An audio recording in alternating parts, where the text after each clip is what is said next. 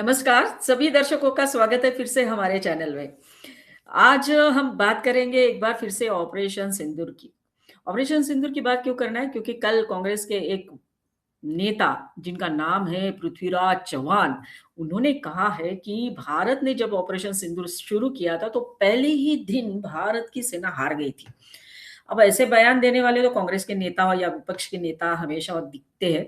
इसके पहले भी कई सारे नेताओं ने सवाल खड़े किए थे जब ऑपरेशन सिंदूर के पहले पहलगाम अटैक के टाइम पे, उसके पहले सर पुलवामा के टाइम पे, एयर स्ट्राइक के टाइम पे, सर्जिकल स्ट्राइक के टाइम पे सबको सबूत चाहिए थे। तो इस बार सबूत दिए तो भी इन लोगों को प्रॉब्लम है और सवाल खड़े कर रहे हैं। और ये तो महाशय जो है या नेताजी जो है बोल रहे हैं कि पहले ही दिन भारतीय सेना हार गई थी।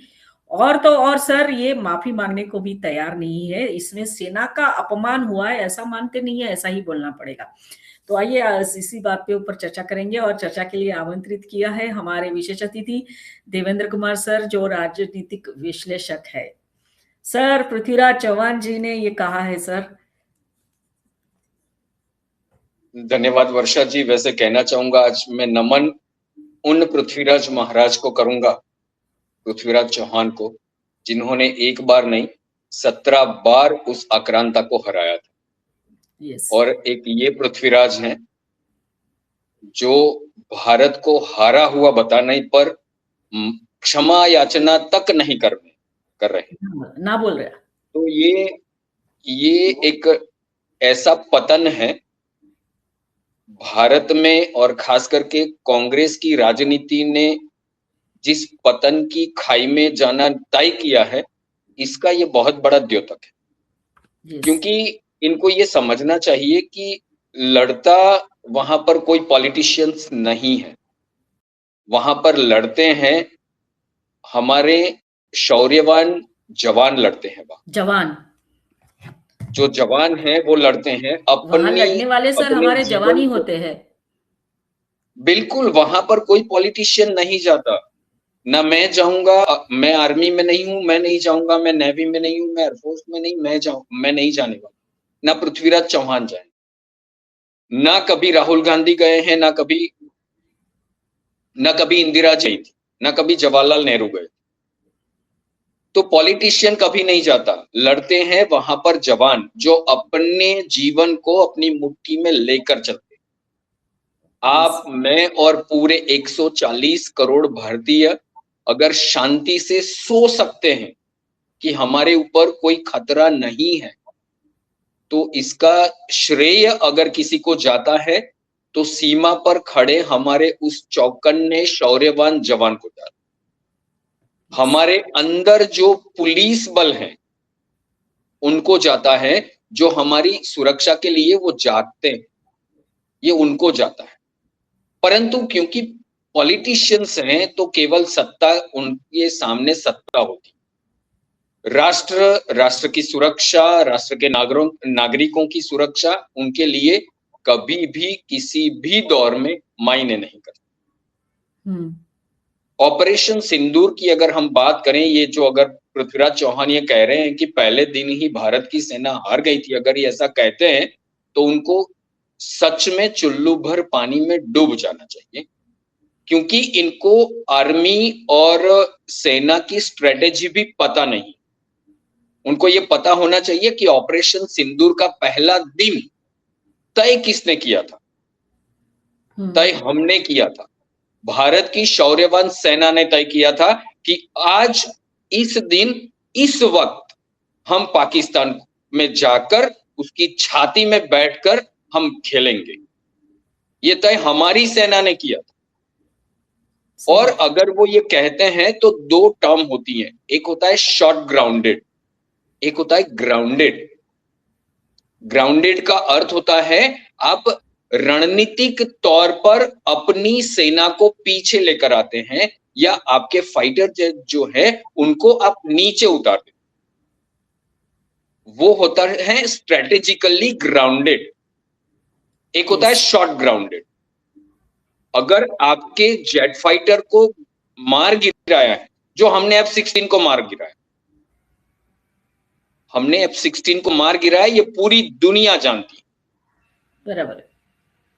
परंतु ये ग्राउंडेड का अर्थ जो है वो स्ट्रेटेजिकली ग्राउंडेड किए गए थे, क्योंकि कई बार ऐसा होता है, हम एशियाटिक लायन की भूमि से हैं, पूरे एशिया में सिंह केवल भारत में, हम उस भूमि, तो यहाँ पर सिंह जब करता है शिकार तो वो रणनीतिक तौर पर 2 कदम पीछे जाता है। यस। और पीछे जाने का अर्थ ये होता है कि अब वो 4 कदम लंबी छलांग मारे, और हमारी सेना ने वही किया। वो स्ट्रेटेजिकली ग्राउंडेड होकर जो किया, आप देखिए लश्कर तैयबा के जितने भी लॉन्च पैड थे उसका हेडक्वार्टर वो उड़ा दिया गया। लश्कर तैयबा के और जैश ए मोहम्मद के जो आतंकी वहां पर मारे गए, उन्हीं के एक आतंकवादी ने वहां पर कहा है, वो जैश का जो सरगना है सबसे बड़ा, उसको बोला कि उसके परिवार के चींथड़े उड़ गए। जो हारता है वो अंदर जाकर किसी के चींथड़े नहीं, एक एक अंग चींथड़े उड़ गए जिसके। ऐसा भारतीय सेना ने नहीं कहा, ये जिसकी भाषा बोलते हैं। कांग्रेस चाहे एयर स्ट्राइक हो, चाहे सर्जिकल स्ट्राइक हो, जब भी भारत की सेना ने कोई भी शौर्य का कार्य किया है तो कांग्रेस और विपक्ष की भाषा पिछले 10-12 वर्षों से जो पाकिस्तान बोलता है, जो भारत का दुश्मन बोलता है, वो भाषा हो। ये कहां से लेकर आते हैं, ये बोले कब? जब हमने सर्जिकल स्ट्राइक किया, सबूत सबसे पहले किसने मांगे? पाकिस्तान। उसके बाद भारत के लोग शुरू हो गए, यही विपक्ष शुरू हो गए। वो अरविंद केजरीवाल थे, वो कांग्रेस थी, वो सपा थे, वो आरजेडी थी, वो टीएमसी थी, यही लोग सबूत मांग रहे। इनसे पहले मांगा सबूत पाकिस्तान। yes. पाकिस्तान का ही वो फेल्ड मार्शल जो मुनीर, उस फेल्ड मार्शल की ये जो नैरेटिव का जो युद्ध उसने खेला पाकिस्तान ने, ये उसमें फंसे हुए। ये फेल्ड मार्शल ग्राउंड पर तो जीत नहीं पाया, मुंह की खाई है उसने। इतनी मुंह की खाई है कि दुनिया को दिखाने के लिए उसको एक पद देना पड़ा। ये केवल दुनिया को दिखाने के लिए हुआ है, अन्यथा क्यों ऐसा नहीं हुआ कि वो आकर दिखाते? उनके पास है कोई सबूत? हमने दिखाया, पूरी दुनिया को पता है कि हम गए, सरगोदा में मार गिरा। हम गए जहां पर उन लोगों ने पाकिस्तान ने जहां पर अपने वो परमाणु हथियार रखे हुए, वैसे वो तो उनके हैं नहीं। जो विशेषज्ञ हैं, विश्व के विशेषज्ञ हैं, वो ये कहते हैं कि अमेरिका ने अपना गोडाउन बनाया हुआ था। हमने वहां पर जाकर मारा। उसके बाद ट्रंप की जुबान गुमी, उसके बाद ट्रंप के बोल ऐसे हो गए, क्योंकि हमने घर में जाकर मारा। ये नया भारत है। और ये कांग्रेस की जो भाषा है, आप देखिए, जब 1962 में युद्ध हुआ चीन के साथ, हिंदी चीनी भाई भाई, हिंदी चीनी भाई भाई कह रहे थे, चीन ने आक्रमण किया। उस समय इंग्लैंड से जीप मंगवानी थी, वहां पर घोटाला किया इन लोगों ने। सेकेंड हैंड आई, यहां पर जब आई तब पता चला वो जीप चल नहीं पा रही। इतना बड़ा घोटाला उस समय कर दिया। सेना के पास, हमारे सैनिकों के पास, वो शौर्यवान सैनिकों के पास, उस विस्तार में जहां पर बर्फ पड़ी हुई थी, वहां पर जो जूते पहने जाते वो जूते तक नहीं थे। भेजे भी थे सर, तो एक गलत भेजे थे सर, वो सही नहीं भेजे थे। हाँ, वो सही नहीं भेजे थे सर। 40,000 स्क्वायर किलोमीटर विस्तार भारत का चीन ने हड़प लिया इसी कांग्रेस की सरकार के दौरान, क्योंकि भारत की शौर्यवान सेना को लड़ने के लिए जो चीजें चाहिए थी वो उपस्थित उनको मिली नहीं, समय पर मिली नहीं। अभी एक मूवी आई हुई 120 करके, 120 जवाब। वो रेजांगला में जब हमारे शौर्यवान आर्मी मैन लड़े हैं, वहां पर पूरी सेना, हजारों चाइनीज सैनिक वहां पर थे, 120 सैनिक। एक जसवंत सिंह का पूरी घटना है कैसे वो वहां पर लड़े हैं। सैन्य के पास कुछ भी नहीं था, बुनियादी सुविधाएं नहीं थी। एक देश का डिफेंस मिनिस्टर, रक्षा मंत्री संसद में बोला है कि सरहद का विकास करना अर्थात दुश्मनी बढ़ती है तो सेना को कैसे लड़ाओगे भैया। ये वही मानसिकता है। इसके बाद ये 40,000 स्क्वायर किलोमीटर चीन ने जब हमारी जमीन हड़प ली, आज भी उन्हीं के पास है। उस समय के प्रधानमंत्री ने कहा है संसद में, कैसी जमीन है वहां पर, तो वो घास का तिनका तक नहीं उग रहा है। महावीर त्यागी थे, उन्होंने कहा था कि सर, उनका सर भी मेरे ही जैसा था, कहा था सर आपके सर में भी तो बाल नहीं उग रहा है, क्या ये चाइना को दे दे हम। Yes yes. ये मानसिकता आज से नहीं है, ये मानसिकता तब से है जब भारत की शौर्यवान सेना ने ये कहा था कि रुक जाइए, हम पूरा कश्मीर वापस ले रहे हैं, और यहां से दौड़कर चले गए जवाहरलाल नेहरू यूनो में। सरदार के साथ विश्वासघात हुआ उस समय। सरदार के पास वो जो बोलने वाले थे, सरदार पटेल भारत के गृह मंत्री थे, जम्मू कश्मीर उनके हाथ में होना चाहिए था, जवाहरलाल ने वो रखा। हमारे अनेक शौर्यवान सैनिक हमने गंवाए जम्मू कश्मीर में, केवल इसी भूल की वजह से। वो बोलने जो वाले थे वो गृह मंत्री के पास आया नहीं, जब वो आकाशवाणी पहुंच गए तब सरदार के पास वो उनकी स्पीच आई। इतने बड़े धोखे इस देश के साथ करने वाले ये लोग आज सेना के पास, और सेना को गरिया रहे हैं, सेना का अपमान कर रहे हैं, और करने के बाद भी क्षमा याचना करने से भी कतराते हैं ये लोग। सर और तो और सर, ये शर्म आनी चाहिए, लज्जा आनी चाहिए। Yes sir. अब सोचिए उस शौर्यवान सेना के परिवार के लोगों को सोचिए, जो पूरा अपना जीवन अपने लाडले को वहां लड़ता हुआ देख रहे थे। वो सोच रहे थे कि क्या हुआ होगा, किसी को पता नहीं था। इनके राज में 10 वर्ष में ये पूरे देश का ऐसी व्यवस्था कर दी थी कि पाकिस्तान से दुश्मन घुस जाता था, कहीं पर भी बम फेंककर और धमाके कर चले जाते थे। ये लोग कुछ नहीं कर पाते थे। मुंबई अटैक हुआ तब हमारे ही सेना के किसी व्यक्ति ने कहा है कि हमने कहा था कि हम तैयार हैं, बताइए। Yes yes, we are ready. आपने कुछ किया नहीं उस समय। अब जब सेना को राजनीतिक जो निर्णय शक्ति होती है वो मिल रही है, छूट मिली हुई है। एक बार राजनाथ जी ने कहा था कि हमने कहा है वहां से गोली चलती है तो अब गोले चलाइए। ये जो छूट थी, तो अगर आप किसी शौर्यवान व्यक्ति को बांध कर रखोगे तो वो क्या करेगा। आज हमारी इस शौर्यवान धरती ने पैदा किए शौर्यवान सैनिकों को छूट मिली हुई। वो जाते हैं, दुश्मन के घर में जाते हैं और मार कर आते हैं। एक बार नहीं, बार बार मार कर आते। परंतु ये पाकिस्तान प्रेमी लोग जो हैं, उनको पाकिस्तान को नुकसान होता है तो इनसे सहन नहीं। ये वही लोग हैं, ये मानसिकता वो। Right sir. सर इतना ही नहीं सर, पृथ्वीराज चौहान जी ने ये कहा है कि 7 मई को करीब आधे घंटे तक चली हवाई झड़प में भारतीय पक्ष को भारी नुकसान हुआ, चाहे लोग इसे माने या ना माने। उन्होंने यहां तक कह दिया, दावा कर दिया है कि इस दौरान भारतीय लड़ाकू विमान मार गिराए गए और वायुसेना का एक भी विमान उड़ान नहीं भर सका। इस तरह का भी आगे कहा है सर। तो सर ऐसे जो लोग हैं जो सेना का अपमान करते हैं, क्या इनके खिलाफ सर राष्ट्रद्रोह का मामला दर्ज नहीं होना चाहिए? वैसे ये तो भारत के किसी जागृत नागरिक ने ये करना ही चाहिए। सरकार ने इसका संज्ञान भी लेना चाहिए। हाँ, क्योंकि ये भारतीय सेना के मनोबल को तोड़ने का काम कर रहा है। बिल्कुल सर।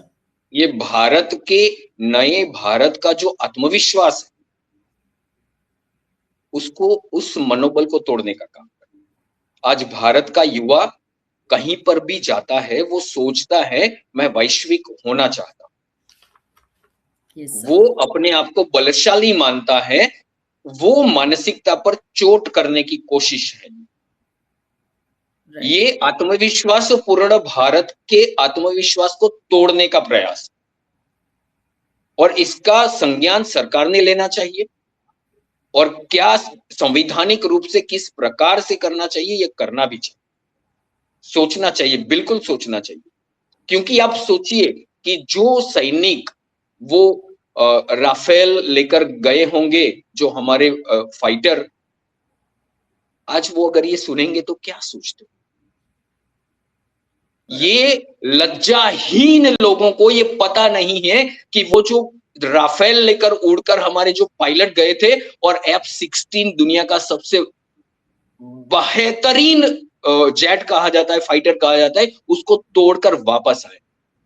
खरोंच तक नहीं आई हमारे किसी भी सैनिक को, हमारा एक भी विमान, कुछ भी, हमारे जेट फाइटर को कुछ भी नहीं हुआ। अगर पृथ्वीराज चौहान ये कहते हैं तो जिनकी भाषा ये बोलते हैं उनके पास जाएं, वहां से सबूत लेकर आए। राइट, कुछ डेब्रीज तो दिखाएं वो। अगर हमारे, वो कहते हैं कि हमारे प्लेन मार गिराए पाकिस्तान ने, अब भाषा किसकी बोल रहे हैं? जब वहां पर वो वहां के लोग बोल रहे हैं, वहां जो लोग थे वहां पर हमने वीडियोस देखे हैं कि वहां के लोग रात को डर जाते थे, घर से बाहर निकल आते थे कि कहीं मिसाइल यहां ना गिर जाए, बम हमारे घर पर गिर जाएगा, हम मर जाएंगे। वो बाहर आ जाते थे, वो देखते थे, वो सोचते थे कि आज भारत के फाइटर जेट कहां पर आकर बम गिराएंगे, कहां पर ब्रह्मोस गिराएंगे। और एक ये लोग हैं, भारत में रहते हैं, भारत का खाते हैं, और भारत की ही आर्मी, भारत की ही सैनिक, भारत की ही सेना का मनोबल गिराने का ये लज्जास्पद कार्य करते हैं, और क्षमा याचना तक नहीं करते हैं। सबूत तो दिखाइए पृथ्वीराज जी, आप आइए, सबूत लेकर आइए ना। कितने फाइटर जेट पाकिस्तान, आप जिनकी भाषा बोलते हैं, उस पाकिस्तान के लोगों ने, उस पाकिस्तान की डरपोक सेना ने और उसके फील्ड मार्शल ने कहां कितना नुकसान किया? सर, एक सबूत तो दिखाइए आकर। हाँ, हम बता सकते हैं कि आपने भारत का नुकसान किया है। 40,000 स्क्वायर किलोमीटर जमीन आज भी चीन हड़प कर बैठा है। पाकिस्तान ऑक्यूपाइड कश्मीर हम कहते हैं, वो ऑक्यूपाई करके आधा कश्मीर बैठा है। आपने हमारी सेना के हाथ बांध दिए, आपने हमारी सेना के शौर्य पर लगाम डाल दी थी। आज सेना अपने शौर्य का जलवा पूरे विश्व को दिखाता है। हमारी सेना देखिए स्ट्रेटेजी में बेस्ट साबित हुई। चीन आज अपना ये पूरा जो स्ट्रेटेजी बनी है वो चाइना में बनी, क्योंकि चीन को अपने हथियार बेचने हैं। चीन का मार्केट, हथियारों का मार्केट चीन का, ये एक रिपोर्ट आई थी वही बता रहा हूं, वो गिरा है, भारत का बढ़ा है। अगर भारत के हथियार और भारत की स्ट्रेटेजी अगर इतनी खराब होती तो पूरे विश्व में लोग, पूरे देश हमारे पास हथियार खरीदने नहीं आते भाई साहब। हम हमारे हथियारों को किस प्रकार से उपयोग में लेना है वो जानते हैं। हम स्ट्रेटेजी बनाना जानते हैं। हम जानते हैं कब उड़ना है और कब बैठना है, कब मेरे घर में आया, कब इसको गिराना है, हम जानते हैं। भारत में कहीं पर भी भारत की सेना का जरा सा भी वो सुई की नोक जितना भी नुकसान नहीं। हाँ, हमने अंदर जाकर जो तोड़ा है, अंदर जाकर जो धमाके किए हैं, हमने उनके एयरबेस तोड़े हैं, हमने आतंकवादियों के बेस तोड़े हैं, लॉन्च पैड तोड़े हैं, हेडक्वार्टर्स तोड़े हैं, आतंकवादियों के परिवार के चीथड़े उड़ा दिए। और ये केवल हम नहीं कह रहे, ये जहां पर हमने जाकर, हमारे शौर्यवान सैनिकों ने जाकर जहां पर ये किया है, वहां के लोग कह रहे, पूरे विश्व का मीडिया ये कह रहे। और आप उस पाकिस्तान की भाषा बोल रहे हैं जो हमारे तमाचों से आज भी उसका गाल लाल बना पड़ा है, और वही लाल गाल आज दुनिया को दिखा रहा है कि देखिए हमारा तो गाल लाल है। अरे भैया, हमने आकर तमाचा पर तमाचे ऐसे मारे कि लाल हो गए।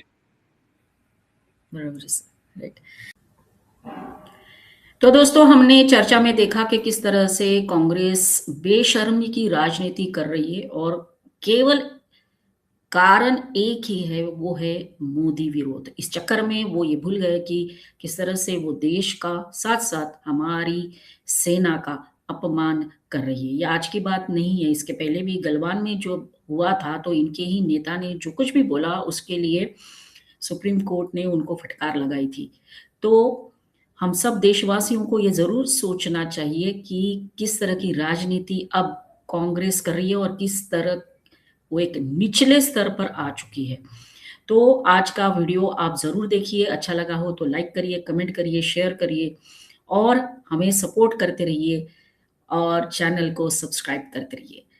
अगले वीडियो में फिर मिलेंगे नए टॉपिक के साथ, तब तक के लिए धन्यवाद। जय हिंद, वंदे मातरम।